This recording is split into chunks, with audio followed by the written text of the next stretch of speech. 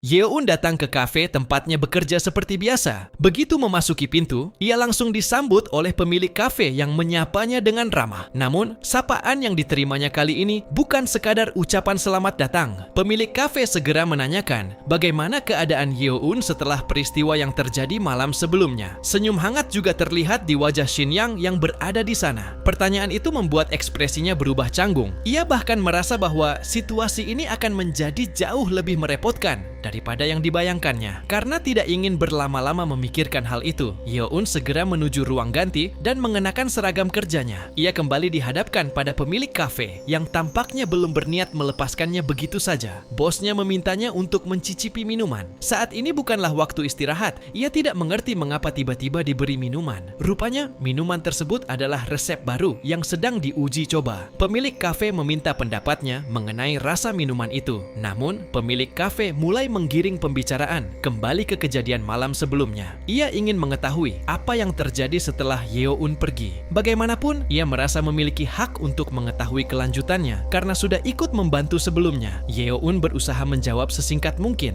Menurutnya, tidak ada sesuatu yang istimewa. Ia hanya menjelaskan bahwa semuanya berakhir dengan baik dan keadaan kembali seperti biasa. Shin Yong langsung meragukan jawaban Yeon. Menurutnya, tidak mungkin sebuah konflik selesai begitu saja, atau setidaknya momen-momen dramatis yang layak diceritakan. Yeon mempertanyakan mengapa Shin Young belum pulang. Namun gadis itu menjawab dengan santai bahwa ia memang sengaja bertahan lebih lama demi mendengarkan cerita juga. Mendengar itu, Yeon langsung kesal. Ia menegaskan bahwa tidak ada cerita menarik yang bisa dibagikan. Shin Yang mengaku sudah mendengar beberapa hal sebelumnya. Yeon menyuruh gadis itu agar berhenti menggandeng lengan sembarang orang. Menurutnya, kebiasaan tersebut mudah menimbulkan kesalahpahaman bagi orang lain. Kali ini, Shin Yang tidak langsung membalas. Ia hanya terdiam beberapa saat, membuat Yeon bertanya-tanya apakah perkataannya benar-benar didengar. Shin Yang akhirnya menjawab dengan nada santai. Reaksi itu membuat Yeon semakin kesal. Namun sebelum ia sempat melanjutkan protesnya, Shin Yang tiba-tiba teringat sesuatu. Wajahnya langsung berubah panik. Rupanya ada sebuah pesanan pelanggan yang belum sempat ia selesaikan sebelum jam kerjanya berakhir. Ia meminta bantuan Yeon untuk menangani pesanan tersebut. Yeon tidak habis pikir mengapa informasi sepenting itu baru disampaikan sekarang. Shin Yang hanya meminta maaf singkat sebelum buru-buru meninggalkan kafe. Yeon hanya bisa menghela napas panjang. Tidak ada pilihan selain membereskan masalah yang ditinggalkan rekannya itu. Ia segera memastikan pesanan pelanggan selesai secepat mungkin. Setelah semuanya siap, ia memanggil pelanggan karena pesanan sudah siap. Karena pelanggan sudah menunggu cukup lama, Yeon juga memberikan beberapa potong kue sebagai bentuk kompensasi. Untungnya, pelanggan menerima semuanya dengan baik. Yeon merasa lega. Ia sempat khawatir akan terjadi komplain yang dapat menimbulkan masalah bagi kafe. Beruntung, semuanya berakhir dengan lancar.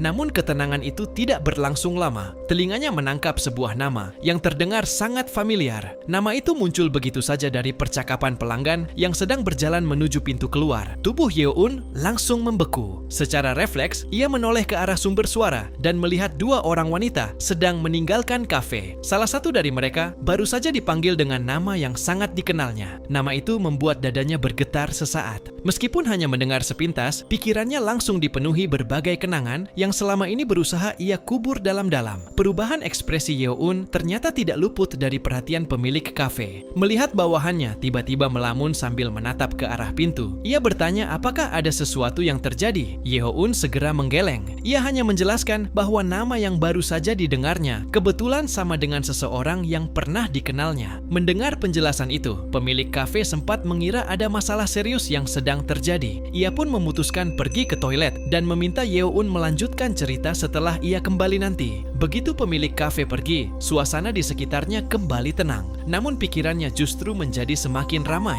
Ia berdiri diam, menatap kosong ke arah meja-meja pelanggan. Nama itu terus berputar di dalam kepalanya. Meski demikian, ia berusaha meyakinkan dirinya sendiri bahwa hal tersebut tidak penting. Semua itu tidak lagi berhubungan dengannya. Karena itu, seharusnya tidak ada alasan baginya untuk terus memikirkan seseorang yang sudah tidak memiliki tempat dalam hidupnya. Yeon mencoba menenangkan pikirannya. Reaksi tadi hanyalah respons alami ketika seseorang mendengar nama yang pernah memiliki arti besar dalam hidupnya. Sama seperti mendengar lagu lama yang pernah sering diputar atau melihat tempat yang pernah menyimpan kenangan. Ia terus mengulang keyakinan itu di dalam hati, seolah sedang berusaha meyakinkan dirinya sendiri. Orang tersebut sudah tidak berarti apa-apa lagi baginya. Saat pikirannya masih tenggelam dalam berbagai kenangan dan penyangkalan, suara seorang pelanggan tiba-tiba membuyarkan lamunannya. Beberapa hari kemudian, kesibukan yang selama ini memenuhi hari-hari Yeoun akhirnya sedikit mereda. Setelah menyelesaikan pekerjaannya, ia duduk di bangku stasiun dengan tubuh yang terasa jauh lebih berat daripada biasanya. Seharusnya ia mampir ke toko terlebih dahulu untuk membeli stok selama beberapa hari ke depan. Ia bahkan tidak memiliki apapun untuk sarapan esok pagi, bukan hanya makanan. Tisu di apartemennya juga sudah habis dan harus segera diganti. Belum lagi sampo dan deterjen yang tinggal sedikit. Namun rasa kantuk dan kelelahan membuatnya tidak ingin memikirkan semuanya sekarang. Akhirnya ia memutuskan untuk menyerahkan urusan itu kepada dirinya sendiri yang akan datang. Entah karena pekerjaan yang akhir-akhir ini semakin padat, atau mungkin karena rasa gugup menjelang masa magangnya yang sudah semakin dekat. Apapun alasannya, tubuh dan pikirannya terasa jauh lebih lelah dari biasanya. Yeoun menutup matanya sejenak. Ia hanya berniat beristirahat sebentar. Sebuah kenangan lama muncul dengan begitu jelas. Saat itu ia berada bersama seorang wanita yang pernah dikenalnya ketika masa kuliah. Wanita itu menghilang dari pesta penyambutan mahasiswa baru. Semua orang sibuk mencarinya karena ia tiba-tiba pergi tanpa memberitahu siapapun. Wanita itu hanya mengatakan bahwa dirinya tidak menyukai tempat yang ramai dan bising. Obrolan-obrolan basa-basi juga terasa menyebalkan baginya. Yeoun mencoba menjelaskan bahwa mengenal teman sekelas, bertukar nomor kontak, dan membangun hubungan pertemanan adalah hal yang penting. Namun wanita itu justru mempertanyakan alasan dibalik semua itu. Yeoun lalu mengatakan bahwa jika tidak melakukannya, ia mungkin akan selalu sendirian. Mendengar hal itu, wanita tersebut hanya memandangnya beberapa saat. Lalu dengan nada santai, ia mengajukan pertanyaan yang membuat Yeoun terdiam. Jika memang demikian, apakah Yeoun bersedia berada di sisinya? Keduanya saling menatap tanpa berkata apa-apa. Suasana yang tenang dan canggung itu terasa begitu nyata. Kemudian, wanita tersebut menawarkan kepada Yeoun. Yeoun melihat benda itu perlahan. Tangannya mulai bergerak untuk menerimanya. Namun tepat sebelum jemarinya menyentuhnya, sebuah suara tiba-tiba memanggilnya. Seketika dunia dalam mimpinya hancur. Yeoun langsung membuka mata. Ia tersentak dari tidurnya dan mendapati dirinya masih berada di stasiun. Yeoun bahkan tidak memahami apa yang sedang terjadi. Melihat reaksinya, Hae-in menduga bahwa Yeoun sempat tertidur. Yeoun mengakui bahwa kemungkinan besar memang demikian. Awalnya ia hanya berniat memejamkan mata sejenak, tetapi tanpa disadari ia malah tertidur lelap. Ia merasa sedikit bingung. Kenapa ia tiba-tiba memimpikan kenangan lama? Lebih aneh lagi, mengapa mimpi tersebut muncul ketika ia sedang duduk di samping Hae-in? Meski tidak melakukan kesalahan apapun, ia tetap merasa sedikit tidak nyaman. Untuk mengalihkan pikirannya dari mimpi tersebut, Yeoun segera mencari topik lain untuk dibicarakan. Ia lalu menunjukkan sebuah aplikasi musik luar negeri yang selama ini sering digunakannya. Dengan penuh semangat, ia memberitahu Hae-in bahwa grup favorit mereka, Long Afternoon, baru saja muncul di halaman utama aplikasi tersebut. Bukan hanya itu, lagu-lagu Long Afternoon bahkan masuk ke dalam playlist rekomendasi yang berisi musik indie dari berbagai negara. Menurut Yeoun, itu merupakan pertanda yang sangat baik. Artinya semakin banyak orang mulai mengenali kualitas musik mereka. Popularitas Long Afternoon perlahan berkembang, dan sebagai penggemar setia, hal itu membuatnya sangat bahagia. Hae-in hanya memperhatikan ekspresi Yeoun yang tiba-tiba berubah cerah. Bahkan seluruh wajahnya tampak jauh lebih bersemangat dibanding beberapa menit sebelumnya. Yeoun yang menyadari tatapan tersebut langsung merasa canggung. Ia bahkan sempat mengira ada sesuatu yang aneh pada dirinya. Namun ternyata Hae-in hanya merasa senang melihat reaksinya. Menurutnya, Yeoun terlihat sangat bahagia setiap kali membicarakan Long Afternoon.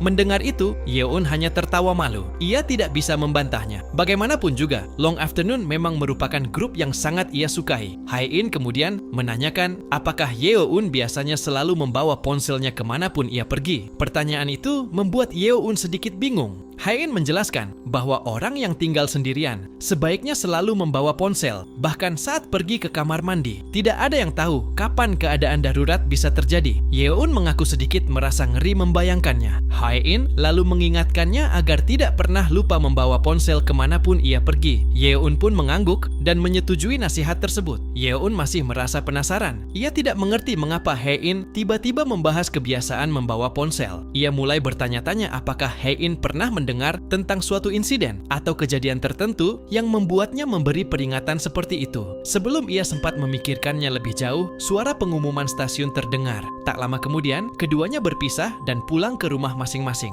Sesampainya di apartemen, Yeoun segera mandi untuk membersihkan tubuhnya yang lelah. Air hangat sedikit membantu menghilangkan rasa penat yang sejak tadi menempel di tubuhnya. Setelah selesai mandi, ia mulai membereskan barang-barang belanjaannya. Sudah cukup lama ia tidak mengisi kulkas dengan benar. Karena itu, ada cukup banyak barang yang harus ditata. Sambil memasukkan makanan ke dalam lemari pendingin, pikirannya kembali melayang. Ia teringat pada Hai-in. Ia membayangkan kemungkinan Hai-in datang lagi ke apartemennya suatu hari nanti. Mungkin mereka juga bisa menikmati minuman bersama lagi. Sambil menatap ke dalam kaleng minumannya, ia larut dalam berbagai pikiran yang terus berputar di kepalanya. Tiba-tiba sebuah pemikiran membuatnya tersadar. Ia teringat saat Hai-in sempat menanyakan ponselnya. Kenangan itu membuatnya mulai bertanya-tanya, apakah sebenarnya itu merupakan isyarat bahwa Hai-in ingin mengetahui nomor teleponnya. Sesaat kemudian, Yeoun langsung menyalahkan dirinya sendiri. Ia merasa begitu bodoh karena baru menyadari kemungkinan itu sekarang. Penyesalan pun memenuhi pikirannya. Ia bertekad bahwa jika mereka bertemu lagi nanti, dirinya akan lebih dulu meminta nomor kontak Hai-in agar kesempatan seperti itu tidak terlewat lagi. Namun ketika tanpa sengaja melihat ponselnya yang lama, perhatiannya langsung teralihkan. Matanya membelalak karena tidak percaya dengan apa yang terpampang di layar. Sebuah siaran langsung Instagram dari Long Afternoon tiba-tiba muncul. Keterkejutannya semakin besar karena grup itu belum pernah melakukan hal semacam itu sebelumnya. Selama ini para penggemar, bahkan nyaris, tidak pernah melihat para anggotanya berbicara secara langsung atau mengunggah foto asli mereka. Sulit baginya untuk memahami mengapa mereka mendadak memutuskan melakukan live pada saat seperti ini. Di tempat lain, Hai-in tampak tenggelam dalam pikirannya sendiri, seolah sedang mempertimbangkan sesuatu yang penting.